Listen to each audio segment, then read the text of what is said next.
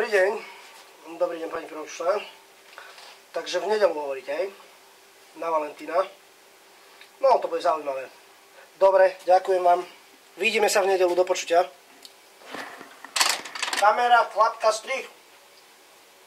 Á, vy ste tu. Vítam vás, všetkých. V prvom rade by som sa veľmi v krátkosti chcel poďakovať prostredníctvom tohto videa všetkým ľuďom, ktorí nás sledovali na Eurovízii, ktorí prispievajú do for.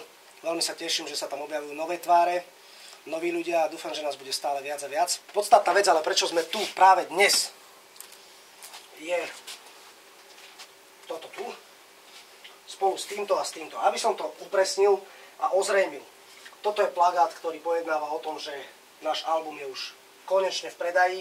Často sa ma ľudia pýtajú, kde je, kde sa dá kúpiť, či sa dá kúpiť, takže priatelia. Album, o ktorom hovorím, to je tento album. Nachádza sa na ňom 11 skladieb. Exkluzívne si ho môžete zakúpiť na stránke www.robertmikla.sk. Tam si kliknite na taký malý banner s vyplazeným jazykom, ktorý určite poznáte. Takisto obmedzený počet kusov bude aj takýchto CD-čiek. Je tu napísané nepredajné. Sú to svojím spôsobom reklamné kusy.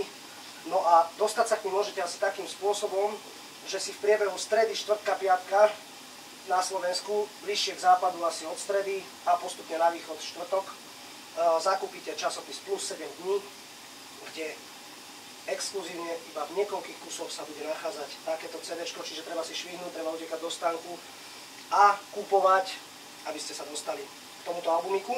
Tento albumík obsahuje iba vzorku 6 skladieb, vrátane skladby Voda a oheň, ktorá je momentálne v Eurovízii. Takisto takéto CD-čko sa bude nachádzať aj v časopise Kamarát od 19. februára. Majú šancu získať všetci predplatiteľia. U Romana v tom slovenskom rozhlase na Valentína 14.2.